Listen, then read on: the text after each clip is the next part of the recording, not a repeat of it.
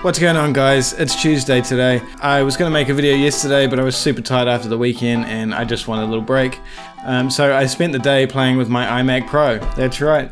As you can see behind me, I bought an iMac Pro. It's the base model 8-core version. I have never used a Mac in my entire life, so it's been a bit of a learning experience. It's good. I mean, there's a lot of good things and a lot of bad things about both systems, but I think you'll find both sides of the fence have good things to offer. And one thing I've realized is the whole argument of Mac versus PC and all that sort of rubbish is just what it is, rubbish. And you know, both systems have a lot to offer, and I think the best thing for a photographer and videographer is to have both systems. So I made a little video where I put my GoPro on my head and we unboxed it and set it up, so I'll put that at the end of the video.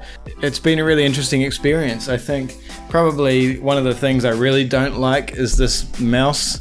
This magic mouse thing is just crazy, especially putting the USB thing, and it's just small, like, you know, my hands don't really fit it. I went to the shop and bought this Logitech mouse, which is really good, but it doesn't have the smooth scrolling that the Magic Mouse does, so I kind of wish there was a bigger Magic Mouse, I guess. I'm gonna go out and get the Apple trackpad. I've been told good things about that, so we'll buy that and see how that works out. I've noticed a few interesting things. First one is that Lightroom seems to run faster on my Windows PC, which is technically lower spec other than the graphics card. But Final Cut Pro, as suspected, runs really well on the Mac. And overall, it's just a good experience. It's really nice and smooth. It's quite fun to use. So I think what I'm going to do is keep my PC, and I'm going to use my Mac just for video editing and business stuff like emails and accounts for now.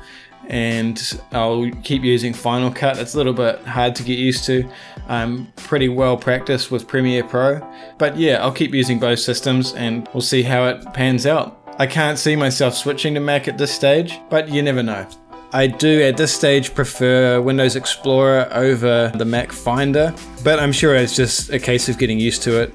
The screen is really nice on the Mac. I have an LG 4K monitor. It is really color accurate, but I find the Mac one is a little bit sharper, and the colors, I'd go as far to say as they're maybe a little bit more accurate, but overall, you know, they're both really amazing monitors. I just find the iMac one has a slight edge over my $2,500 LG monitor, which I'm kind of surprised about. I am really liking the keyboard, although I wish it was backlit. I know a lot of the MacBook keyboards are backlit. I'm not sure why they can't make the other ones backlit, but it's just a small little gripe I have. Funny little thing, I do like the spell correction. It obviously kind of is the same as like using an iPhone spell correction. I suck at spelling and it just seems to work pretty well, which is handy. I like all the native iMac apps like the Mail app and the Calendar app and all that sort of stuff. I don't like the fact that I can't change the screen height. It's just a little bit of a hassle. It's kind of a fraction too high, I guess, for what I would usually use a monitor at. But again, it's not the end of the world. I can just change my seat height. That's not a big drama. I do prefer the ultra wide monitor that I have, the aspect ratio. For photo editing, I don't think it matters much, but for video editing, it really makes sense. But overall impressions, I find that the iMac is really quick and snappy. It's definitely a fast computer. You know, I've invested money in it, and my PC, all this stuff I've bought with my own money, so I'm not biased. I mean, I've been a PC user for 25 years, but obviously open to new things and investing my money in it for my business. But so from a non-biased point of view, the iMac is definitely fast. In a lot of ways, it's faster than my PC, and in other ways, my PC is faster than the iMac. So what do you do? I mean, you can't win either way. It's great to have both at this stage. I did buy another guitar, so I used to play guitar back in the day quite heavily, and I've just decided to get back into that, sort of something to do through winter as my weddings died down. And I bought some studio speakers and a Focusrite monitor for those, so I can plug my guitar into that. I'm looking forward to using the GarageBand app. I know it's just a free one, but you know, we'll see how it goes. Another thing I do like that the iMac doesn't have any stupid software on it. Like, my Windows installation was pretty clean because I've done it myself, but usually when you buy a PC, it has sort of all this free antivirus stuff that you kind of have to pay for anyway, and it's just annoying. So the system overall is really nice and clean. It works well. I've had Premiere Pro crash quite a few times on the iMac, but I bought it for Final Cut anyway. I'm just sort of getting over that learning curve of Final Cut has been not frustrating, but you know, it's a learning curve, so I'm willing to see that through. Other than that, it's been a really interesting experience. Like I said before, both systems are really quick.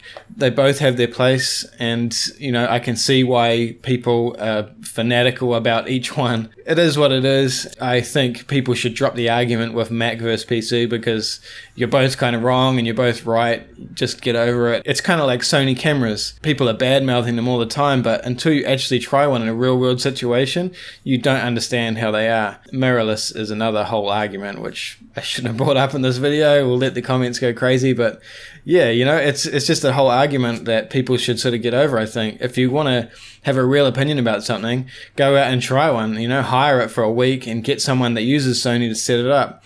If you're getting an iMac, buy one or hire one or whatever, and get someone that knows iMac or Mac OS, whatever it's called, to come around and show you how to use it.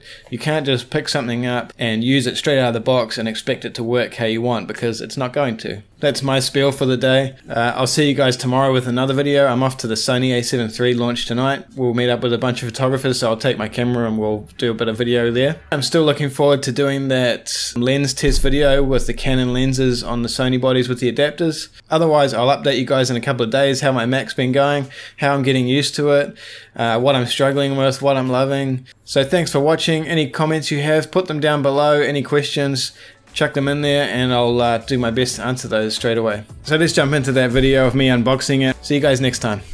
Here we go, guys. Let's have a look. I've never unboxed an Apple product. Actually, no, that's a lie. I've had iPhones. Let's lay it down. Oh, look at that. That's better. 27-inch, 5K, 8-core, 32GB RAM, 1TB SSD, Pro Vega 56, and all the other stuff. Power cable.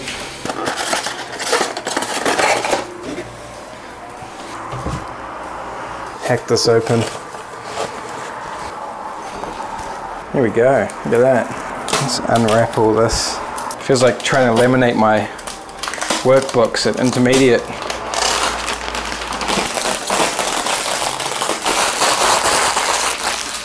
Designed by Apple in California. There we go. Oh, it's a keyboard, of course.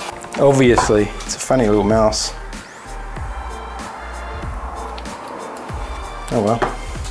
I thought it came with the little trackpad thing, but it turns out it's optional extra, and they didn't have any in stock, so I like the keyboard. Looks nice. Nothing else in there. I bet you get more stickers. Yep, more Apple stickers. My desk's a bloody mess. Sorry I didn't clean my office, guys. I'm assuming we just plug it in and should be all good, right? They put a lot of effort into styling these things, don't they? Click.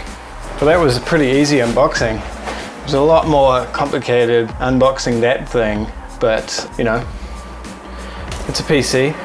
So just to compare them, this one is an i7 7700K quad-core 4.2 GHz CPU, water-cooled by a Corsair radiator, 32 gig of G.Skill RAM, GTX 1080 Founders Edition graphics card, which has 11 gig of RAM, two M.2 SSD drives, another SSD in the back, and a big hard drive, and all my, you know, obviously I plug all my external drives into it. So this one is obviously, the CPU is kind of higher spec, except my graphics card on that one is better. I'm planning on using this for video editing in Final Cut Pro, which I've also never used before, so hopefully that goes alright.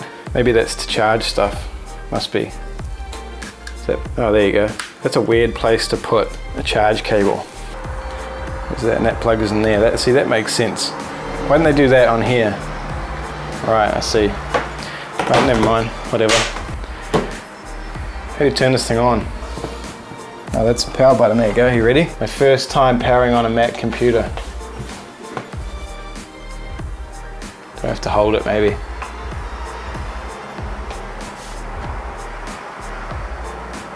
Oh, there we go.